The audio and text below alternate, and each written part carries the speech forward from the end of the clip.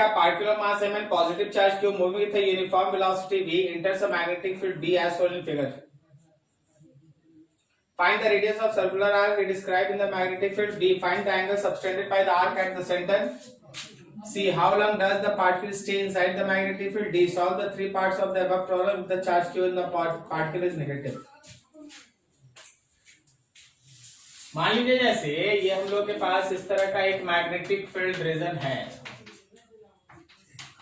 ऐसा ये magnetic field region.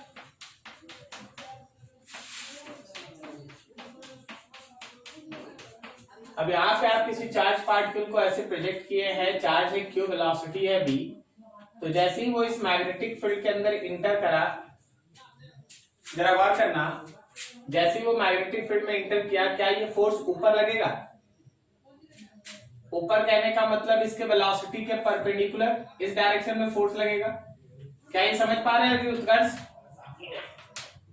इधर ही कहीं बन जाएगा सेंटर, उधर ही बन जाएगा सेंटर। उसी सेंटर को ध्यान में रखिए, ऐसे घूमेगा और ऐसे यहां से बाहर निकलेगा tangentially. This is the path, ये वो पाथ है जो हमारा चार्ज पार्टिकल फॉलो करेगा।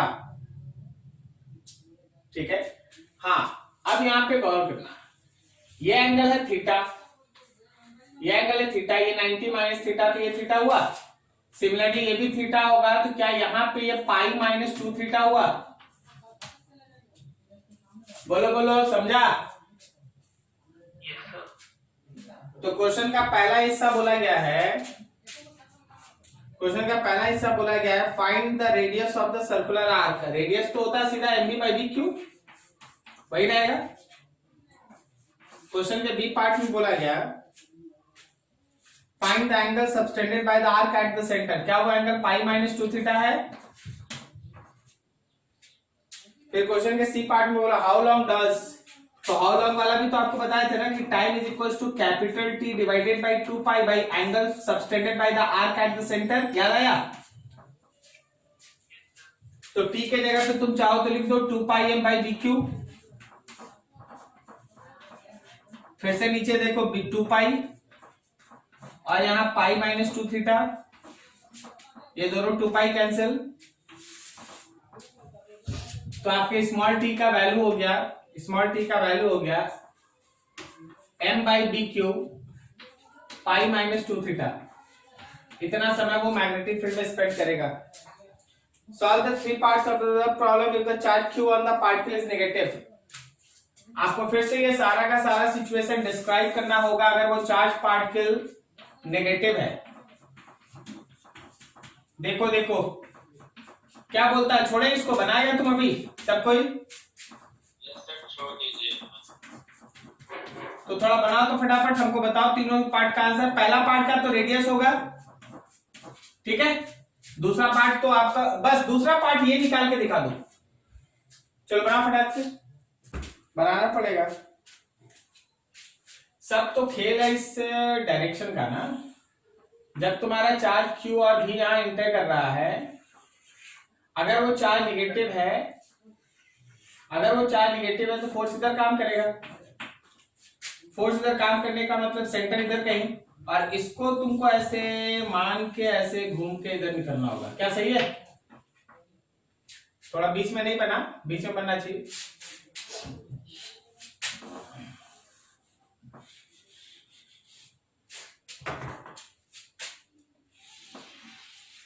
ऐसे, ठीक है। एंगल्स पे देखो ध्यान से, ये एंगल थीटा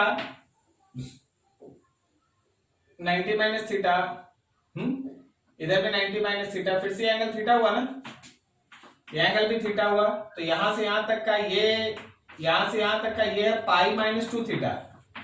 इधर कितना है? Pi plus 2 theta, pi plus 2 theta ना, pi plus 2 theta, pi plus 2 theta. उसके बाद तो बाकी सब चीज आप सॉल्व कर ही सकते, कोई इशू नहीं।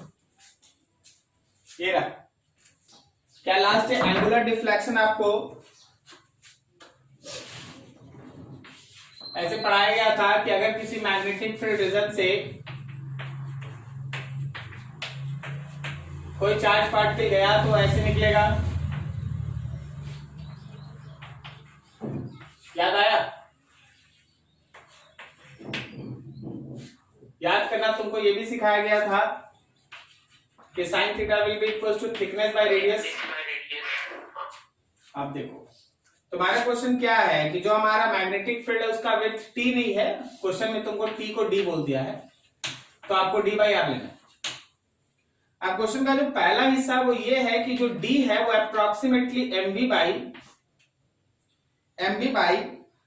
बी क्यू है। एमवी बाई बी क्यू मतलब आर है, ठीक है।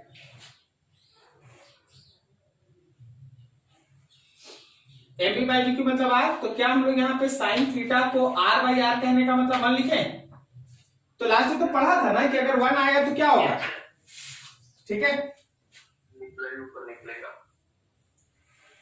ऊपर निकलेगा। तो चलो बाकी जो दो का बचा है, ये सर एक में उल्टा एक में सीधा है। हाँ बस वही खेल।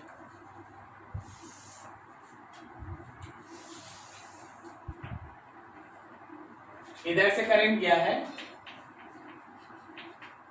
और इसमें नीचे में देखो इधर से वापस आया, समझे जी?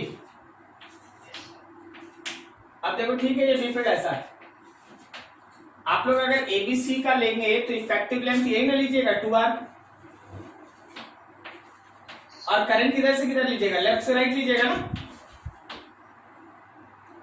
अरे ए से बी छोड़ो, नीचे वाला ए सी मत सोचो, ए से ए बी सी सोचो। ए बी सी क्या उसका इफेक्टिव लेंथ 2r होगा? Yes sir. ठीक है, और करंट का डायरेक्शन लेफ्ट से राइट होगा। अरे यार तुम इसको भूल जाओ, छोड़ दो। राइट से लेफ्ट होगा, नीचे वाला भूल जाए, ऐसे सोच। क्या इसके लिए लेफ्ट से राइट होगा? यस सर, नीचे वाला क्लियर है 2r, और दूसरा भी फिगर बना देते।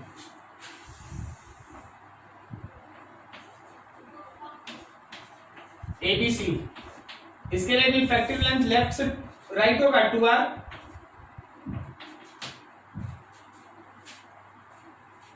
सही है ना? Yes sir. अब देखना, तुम्हारे पहले क्वेश्चन में यहां भी एक वायर है और उसका करंट इधर से इधर है, क्या इसका इफेक्टिव लेंथ 2r और करंट आई है? Yes sir. तो अब बताओ, इसके वजह से फोर्स ऊपर लग रहा, मतलब इस डायरेक्शन की वजह से फोर्स ऊपर लग रहा है, तो इसकी वजह से फोर्स नीचे लग रहा है, दोनों कैंसिल हो गया, नेट फोर्स कितना हुआ? 0। अब यहां देखना, सेकेंड फिगर में देखना कि नीचे से भी जो जुड़ा हुआ है उसका भी करंट का डायरेक्शन लेफ्ट से राइट है, तो इफेक्टिव लेंथ 2r और i, और दोनों की वजह से फोर्स ऊपर लगेगा। तो मेरे फोर्स का वैल्यू हो गया b i 2r into 2, so F is equal to b i into 4r। Answer देखो जी,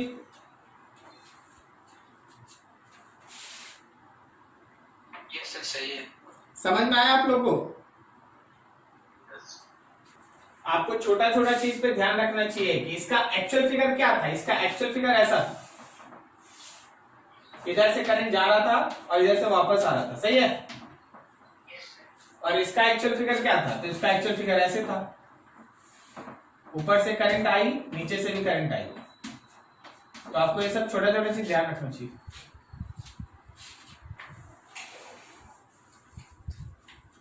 और कुछ किसी का?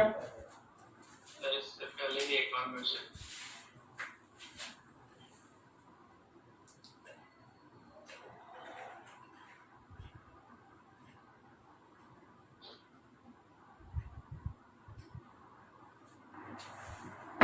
हम लोग कहां तक पढ़े थे? बैट से बैट लॉ स्टार्ट किए थे क्या? यस सर, बाइक से बैठ। और उसका राइट हैंड रूल डायरेक्शन बताए थे, डायरेक्शन पढ़े थे लास्ट हम लोग, direction. Yes sir. Yes sir. थोड़ा डायरेक्शन पे एक क्वेश्चन बनाना तुम लोग।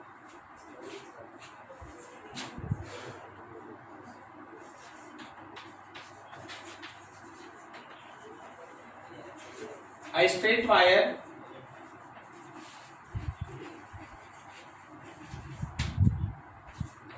carrying current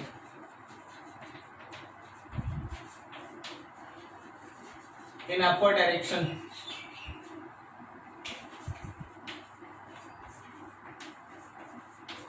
Then find direction of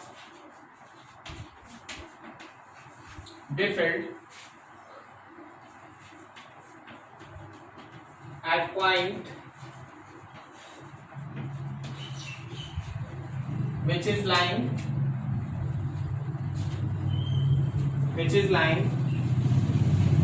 first east, west, north and fourth south of conductor.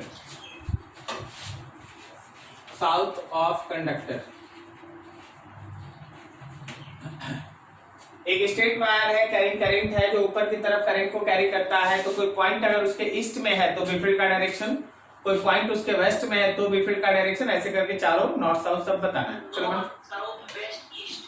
चलो सब कोई अपना अपना आंसर लिखो। हो गया सबका? चलो बोलो, नॉर्थ वाला किधर? नॉर्थ वाला सर वेस्ट। ये वाला वेस्ट जा रहा है? Yes sir. और ईस्ट वाला? ईस्ट वाला नॉर्थ। वेस्ट वाला साउथ। साउथ वाला ईस्ट। क्या सबका यही आया? Yes sir. ऐसा कोई जिसका कुछ और आंसर या समझे नहीं हो?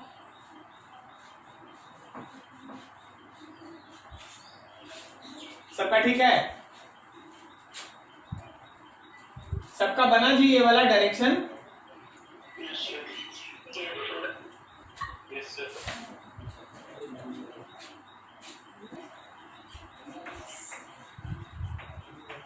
Derivation for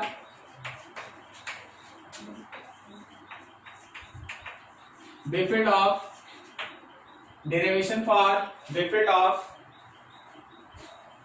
any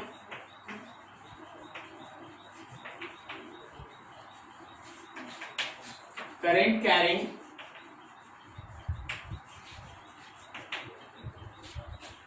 straight wire. Derivation for Bifield of any current carrying straight wire. ये है मेरे पास एक स्ट्रेट वायर, इसमें करंट आई फ्लो कर रहा है। आपके पास कोई एक पॉइंट है जो यहां से डी डिस्टेंस अवे है, आपके पास एक पॉइंट है जो यहां से डी डिस्टेंस अवे है। कंडक्टर का ऊपर वाला एंड और नीचे वाला एंड अलग अलग एंगल फॉर्म करता है। Let that angle is φ1 and φ2। आपको इस स्ट्रेट वायर की वजह से उस पॉइंट पे मैग्नेटिक फील्ड इंडक्शन निकालना है। तो तरीका ये है कि आप बायर्स-सावर्ट लॉ लगाने के लिए सबसे पहले यहाँ पे करंट एलिमेंट लेंगे। वो करंट एलिमेंट है आइडियल। अब इस आइडियल का यहां से आर होगा, यह ideal makes an angle theta from this, ठीक है? ये थीटा एंगल बनाता है और ये यहां से एल डिस्टेंस नीचे ऐसा। अब यहां से थोड़ा सा आगे बढ़ो और समझो ऐसा।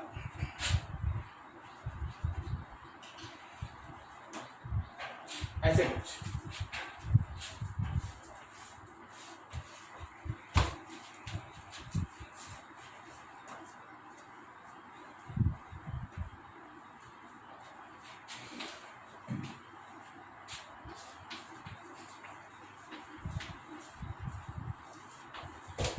considering any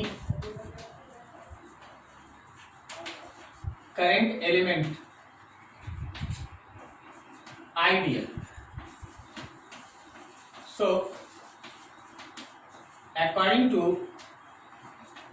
बायर्ट-सावर्ट लॉ के हिसाब से जो उसका स्मॉल मैग्नेटिक फील्ड इंडक्शन होगा, can be write that mu naught by 4 पाई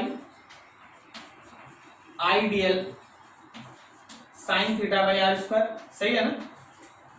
जो स्मॉल सा करंट एलिमेंट आया है उसकी वजह से जो स्मॉल मैग्नेटिक फील्ड इंडक्शन होगा वो होगा mu naught by 4 pi ideal sine theta by R square. Therefore total magnetic field is integration of dB. This is integration of mu naught by 4 pi I dl sin theta by r square. Mu naught by 4 pi I dl sin theta by r square. I dl sin theta by r square. And your B is mu naught by 4 pi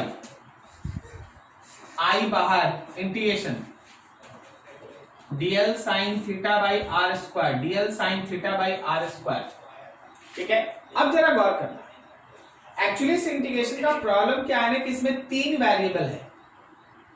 dl भी variable है, theta भी very करेगा, r भी very करेगा। तुम्हारा काम क्या होगा, इन 3 वेरिएबल्स को हटा के किसी एक वेरिएबल में कन्वर्ट करना। अब उसके लिए हम तुम्हारे सामने कुछ दिखाते हैं। मान लो ये एंगल है फाई, गौर करना क्या हुआ।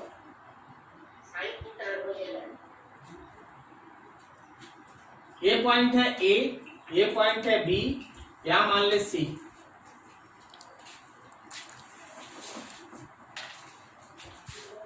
इन ट्रायंगल एबीसी, एबीसी में गौर कीजिए, फाई और थीटा का sum 90, theta plus phi is equals to pi by 2। तो जहां आपको थीटा दिख रहा है आप पाई बाई 2 माइनस फाई लिख दीजिए। मतलब जहां आपको साइन थीटा दिख रहा है आप sine pi by 2 minus phi लिख सकते हैं। कहने का मतलब जहां साइन थीटा है वहां आप कॉस फाई लिख सकते हैं। पहला लाइन, जहां आपको साइन थीटा दिख रहा है वहां आप कॉस फाई लिख सकते हैं। पहला लाइन हो गया, साइन थीटा को कॉस फाई से हटाया जा सकता है। अब दूसरा देखो,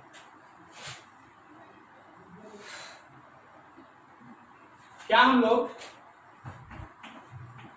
tan phi is equals to L by D लिख सकते हैं।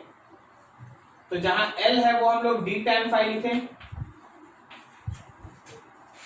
L के जगह पे D tan phi, L के जगह पे D tan phi। अब ये L तो नहीं है, यहां DL है।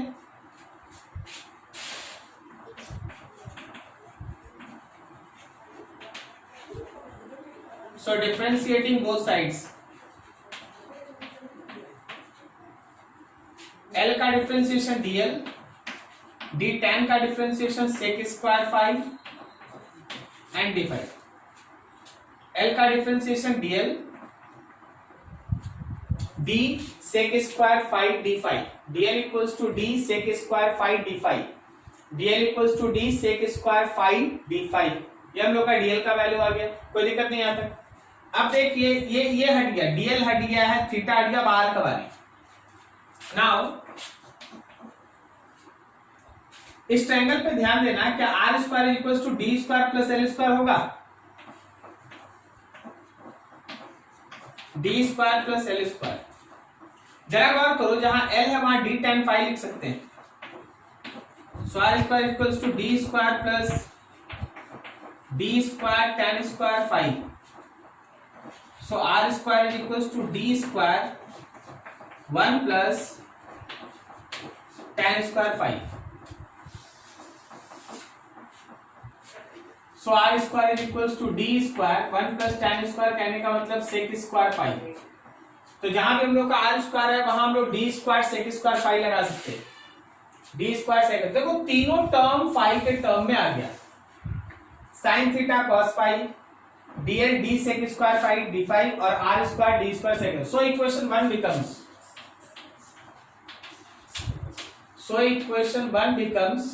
तुम्हारा इक्वेशन 1 क्या होगा? b is equals to mu naught by 4 pi I integration dl के जगह पे d sec square phi d phi, dl के जगह d sec square phi d phi, sine theta के जगह पे कॉस फाई और नीचे आर स्क्वायर के जगह पे d square sec square phi. चलिए अच्छा है, तो आपके सेक स्क्वायर फाई से sec square phi cancel, d से ये स्क्वायर कैंसिल। आपके पास डी का वैल्यू हुआ mu naught by 4 pi I, नीचे में d common, integration cos phi d phi, integration cos phi d phi. चलो जी देख के बताओ, लिमिट फाई का लिमिट कहां से कहां तक? वेरी गुड, -φ1 से लेके φ2 तक। माइनस इसलिए क्योंकि इस एंगल का जो डायरेक्शन है और उस एंगल का जो डायरेक्शन दोनों अपोजिट है। So this comes to be mu naught by 4 pi I by d cos phi का इंटीग्रेशन बोलो, माइनस साइन फाई की sine phi. So it comes to be mu naught by 4 pi I by d। गौर से देखना, क्या यहाँ solve करके sin phi 1 plus sin phi 2 आएगा? हाँ आएगा, ठीक है। sin phi 1 plus sin phi 2, this is magnetic field induction. ये रहा हमारे मैग्नेटिक फील्ड इंडक्शन का value for in straight current carrying wire, for in straight current carrying wire. Note करो यहाँ तक बढ़िया से, कहीं डाउट है पूछ लो।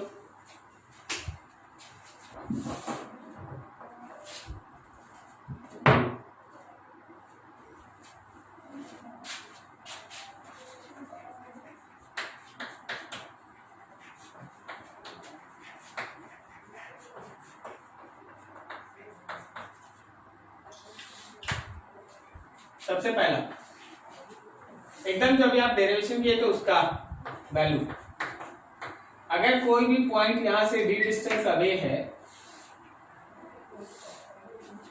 नीचे वाला एंगल है फाई 1, ऊपर वाला एंगल है फाई 2, नीचे वाला एंगल है फाई 1, ऊपर वाला एंगल है फाई 2, तो मेरे इस बिफिड का वैल्यू हो गया mu naught by 4 pi I by D sine phi 1 plus sine phi 2,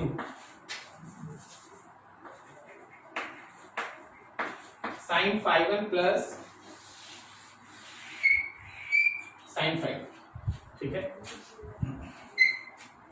अभी तेरा गौर करना, for point on perpendicular bisector, अगर तुम्हारा पॉइंट एग्जैक्टली इस वायर के, अगर तुम्हारा पॉइंट एग्जैक्टली इस वायर के बीच में होता है, ठीक है, वायर के बीच में होता है, तो जब ये वायर के बीच में होता और इसमें करंट आई फ्लो करता है डी डिस्टेंस, तो याद रखिए कि दोनों बना हुआ एंगल सेम होता है। सही जा रहे हैं? दोनों बना हुआ एंगल सेम होता है। तो इस बार आपका फाई 1 और फाई 2 दोनों ही सेम है, फाई के बराबर है। सो बेफिल्ड का इक्वेशन होता mu naught by 4 pi I by d 2 sine phi, mu naught by 4 pi, अरे mu naught by 4 pi I by d 2 sine phi, ठीक है। ये तुम्हारे उस पर्टिकुलर बेफिल्ड का इक्वेशन होता है। थर्ड पॉइंट देखो,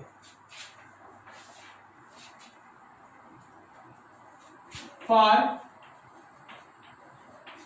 infinite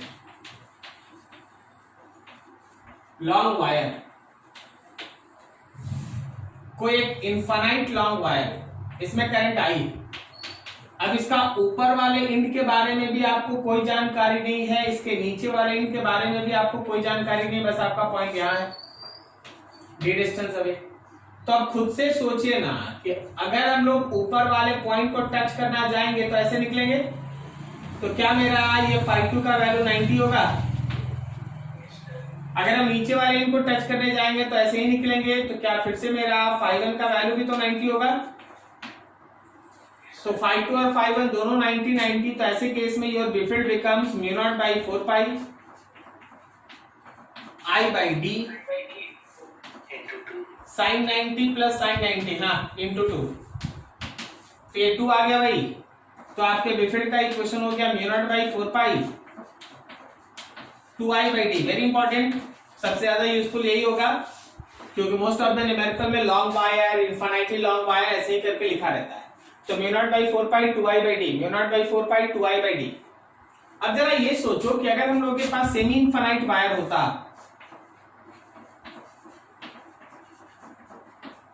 for semi infinite wire. तो सेमी इनफाइनाइट वायर वो है जिसका एक एंगल है 0 डिग्री और एक एंगल है 90 डिग्री। समझ में आया ना? मान ले जैसे सपोज यही एक सेमी इनफाइनाइट वायर है, यहां से स्टार्ट हो रहा है करंट, इसमें ऐसे चल रहा है, लेकिन अब ये कहां तक जा रहा है इसका मतलब नहीं, और आपका पॉइंट यहां पे डी डिस्टेंस अवे। तो देखिए भाई, इस एंड से जो बनने वाला एंगल वो 0 है, दूसरा एंड से बनने वाला एंगल वो कितना है, 90 है ना। तो 510 5 90 दोनों का अगर हम लोग उस इक्वेशन में यूज कर लें तो सेमी इनफाइनाइट वायर के लिए बेफिल्ड का इक्वेशन है mu naught by 4 pi I by D, mu naught by 4 pi I by D, mu naught by 4 pi I by D. Clear है? अगला देखना, 4 तक तो हो गया, अब 5वां देखो, थोड़ा समझना, ये ट्विस्टेड होता है। बहुत बार आपको ऐसे परेशान किया जाएगा कि पॉइंट इधर से इधर दे देंगे, लेकिन आपका पॉइंट यहां होगा कहीं, यहां ये पॉइंट। अब इस पॉइंट पे जरा गौर करना। सबसे पहले तो आपको करना क्या चाहिए कि कंडक्टर को थोड़ा हाइपोथेटिकली बढ़ा के परपेंडिकुलर डिस्टेंस ले लेना चाहिए, क्योंकि यही परपेंडिकुलर डिस्टेंस आपका डी है। ओके, अब देखो, इस एंड को टच करने वाला ये लाइन और ऊपर वाले एंड को टच करने वाला ये लाइन, दोनों एंगल एक ही डायरेक्शन में आ रहा है। क्या समझा? दोनों एंगल एक ही डायरेक्शन में आ रहा है, φ1 और φ2 दोनों एक ही में आ रहा है, तो कोई भी एक प्लस कोई भी एक माइनस। हम लोग जैसे ट्रेडिशनल बनाते हैं, जैसे बनाते हैं वहां देख लो, उसके हिसाब से φ1 ना उल्टा है, φ2 तो सेम है ना। Yes sir. तो अभी हम लोग लिखेंगे B field is equals to mu naught by 4 pi I by D sine of minus φ1 and plus of sine φ2। तो ये हो जाएगा minus sine theta. So it is mu naught by 4 pi I by D minus sine φ1 minus sine φ1 plus sine φ2। Value put करके आप solve कीजिए answer. क्या आपको समझ में आ रहा है? ये वाला समझ में आया? सही वाला एकदम। हम बताए। दूसरा एक अगला एग्जांपल बताओ। ये रहा कोऑर्डिनेट सिस्टम पूरा, ठीक है, और इस कोऑर्डिनेट एक्सिस के ऊपर यहां से आगे एक वायर रखा है, इंफिनिटी तक चला गया, इंफिनिटी तक ये पॉइंट।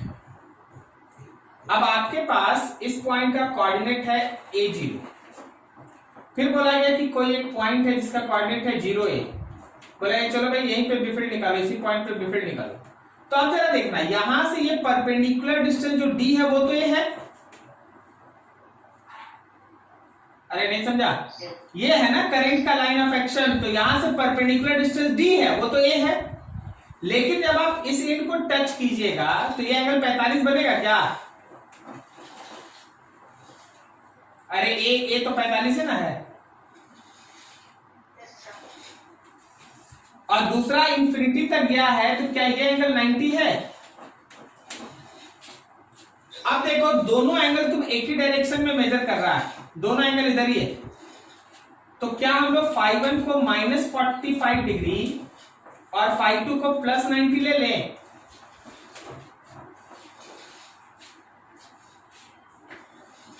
अरे हाँ ना बोल यार, समझ में आया तो हाँ बोल, नहीं समझ में आया ना बोल।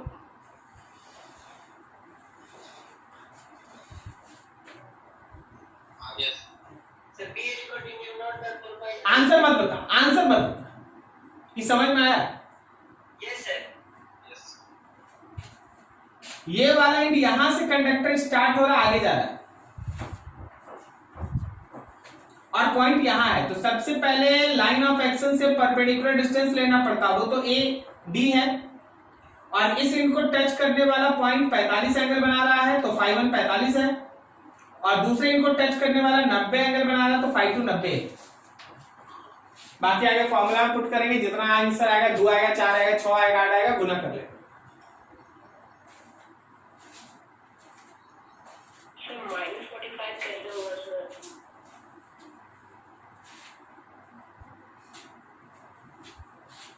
यहाँ एंगल कैसा है?